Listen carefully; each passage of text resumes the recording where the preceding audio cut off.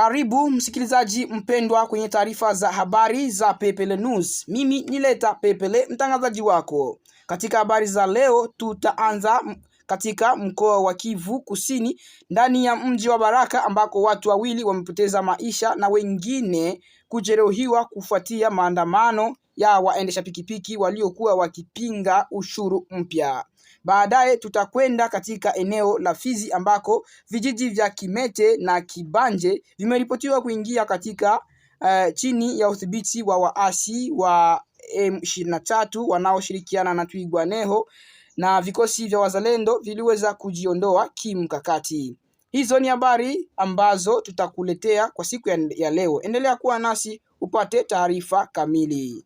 Mvutano mkubwa umeripotiwa katika mji wa Baraka wilayani Fizi mkoani Kivu Kusini ambako watu wawili wamepoteza maisha na wengine watatu kujeruhiwa wakati wa maandamano ya waendesha pikipiki yaliyofanyika leo hii tarehe 31 Julai mwaka wa 2026. Kwa mujibu wa taarifa za awali, waendesha pikipiki hao waliandamana kupinga ushuru mpya uliowekwa kwa idara ya mkoa wa uhamishaji na ukusanyaji wa mapato maarufu kama DPMR. Waandamanaji walidai kuwa tozo hiyo imeongeza mzigo kwa wafanyakazi wa sekta ya usafiri wa pikipiki ambao tayari walikabiliwa na changamoto mbalimbali za kiuchumi. Hali ilianza kuwa ya wasiwasi wakati mamia ya waendesha pikipiki walipokusanyika katikati ya mji wakitaka mamlaka kufuta ushuru huo. Baadaye mazingira yalibadilika na kuwa ya vurugu, huku milio ya risasi ikisikika na kusababisha taharuki miongoni mwa wananchi. Kwa mujibu wa taarifa zilizopatikana, mmoja wa waliofariki ni dereva wa pikipiki aliyepigwa risasi wakati wa vurugu hizo. Mtu wa pili aliyefariki alikuwa mfanyakazi wa Tume ya Taifa ya Wakimbizi inayojulikana kama CNR. Taarifa za awali zinaeleza kuwa alipata mshtuko wa shinikizo la damu wakati wa ghasia na kufariki akiwa eneo la tukio. Mbali na vifo hivyo viwili, watu wengine watatu walijeruhiwa na kukimbizwa katika vituo vya afya kwa ajili ya kupata matibabu. Hata hivyo, haijafahamika mara moja hali yao ilivyoendelea. Wakati huo huo, waandamanaji wenye hasira walivamia na kuharibu ofisa ya DPMR zilizopo katikati ya mji wa Baraka. Baadhi ya vifaa vilivyokuwa ndani ya jengo hilo viliharibiwa, huku shughuli za kuwadai zikisimama kwa muda kutokana na hali ya sintofahamu iliyotokea mjini humo. Hadi sasa viongozi wa serikali pamoja na vyombo vya usalama bado hawajatoa taarifa rasmi kuhusu idadi ya mwisho ya waliopoteza maisha, waliojeruhiwa au kiwango halisi cha uharibifu uliosababishwa na maandamano hayo.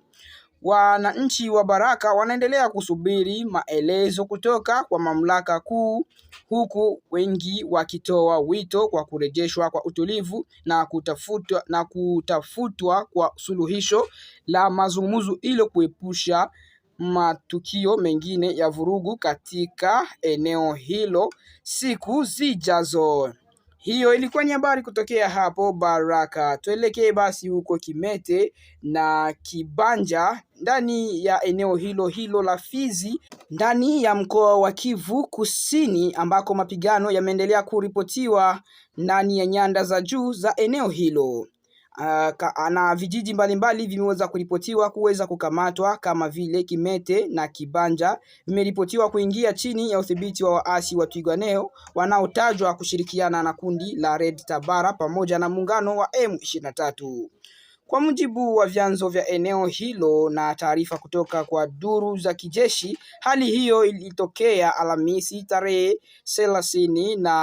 30 Julai mwaka huu 2026 baada ya vikosi vya jeshi la Jamhuri ya Kidemokrasia ya Kongo FARDC pamoja na wapiganaji wa wazalendo kufanya kile kilichoelezwa kuwa ni kujiondoa kimkakati kutokana katika maeneo hayo. Taarifa zinaeleza kuwa kabla ya waasi kuingia katika vijiji hivyo, wapiganaji Mapigano makali yaliripotiwa katika sehemu mbalimbali za nyanda za juu za Fizi. Wakaaji wengi walilazimika kukimbia makazi yao wakihofia usalama wao, huku shughuli za kawaida zikisimama kutokana na hali ya taharuki. Kwa mujibu wa duru za kijeshi, washambuliaji walidai kutumia ndege zisizo na rubani maarufu kama drone kushambulia maeneo kadhaa wakati wa operesheni hiyo. Vyanzo hivyo vinaeleza kuwa baadhi ya nyumba za raia pia zilipigwa na mashambulio hayo kabla ya waasi kuendelea na hatua ya kuingia katika Kimete na Kibanje. Kutokana na hali hiyo, baadhi ya familia zimeanza kuhama kuelekea maeneo yanayoonekana kuwa salama zaidi, huku mashirika ya kijamii yakieleza wasiwasi kuhusu hali ya kibinadamu endapo mapigano yataendelea kwa muda mrefu. Wakati huo huo, vyanzo vya kijeshi vinaeleza kuwa maandalizi ya operesheni ya kujibu mashambulizi hayo yanaendelea. Lengo la operesheni hiyo ni kujaribu kurejesha udhibiti wa vijiji vya Kimete na Kibanje pamoja na kuzuia waasi kuendelea kusonga mbele katika maeneo mengine ya wilaya ya Fizi. Hata hivyo, hadi sasa hakuna taarifa rasmi kutoka kwa mamlaka ya serikali kuhusu maendeleo ya operesheni hiyo au tathmini ya mwisho ya hali iliyo katika eneo yaliyotajwa. Wananchi wanaendelea kufuatilia kwa karibu mabadiliko ya hali ya usalama, huku wakitoa wito wa kulindwa kwa raia na kurejeshwa kwa amani katika maeneo hayo. Hizo zilikuwa ni habari kutokea eneo la Fizi ambako hali inazidi kuwa tete kufuatia ushambulizi wa vikosi vyenye kumiliki silaha ndani ya maeneo hayo. Endelea kuwa nasi uweze kupata habari. Jeshi la FARDC limesema linaendelea na operation za kuimarisha usalama katika eneo la Bukama mkoani Katanga baada ya kuzima shambulio lililoripotiwa kulenga moja ya nafasi zake za kijeshi. Kwa mujibu wa taarifa za kijeshi, vikosi vilivyokuwa eneo hilo vilifanikiwa kuzuia mashambulizi hayo na sasa vinaendelea na msako kuelekea ndani ya hifadhi ya taifa ya Upemba ambako washambuliaji wanadai kukimbilia. Katika hatua nyingine, mkuu wa majeshi ya FARDC Luteni Generali Banza Mwilembwa Jile alifika mjini Kamina tarehe 29 Julai mwaka huu kwa ziara ya kikazi na kutathmini hali ya usalama na maendeleo ya operation za kijeshi katika eneo hilo. Ziara hiyo pia inaelezwa kuwa ni sehemu ya maandalizi ya ujio wa amiri jeshi mkuu wa FARDC katika mkoa wa Holomami. Lengo ni kuhakikisha vikosi viko tayari kutekeleza majukumu yao na kupitia hali ya usalama kabla ya shughuli rasmi zilizopangwa kufanywa katika mkoa huo.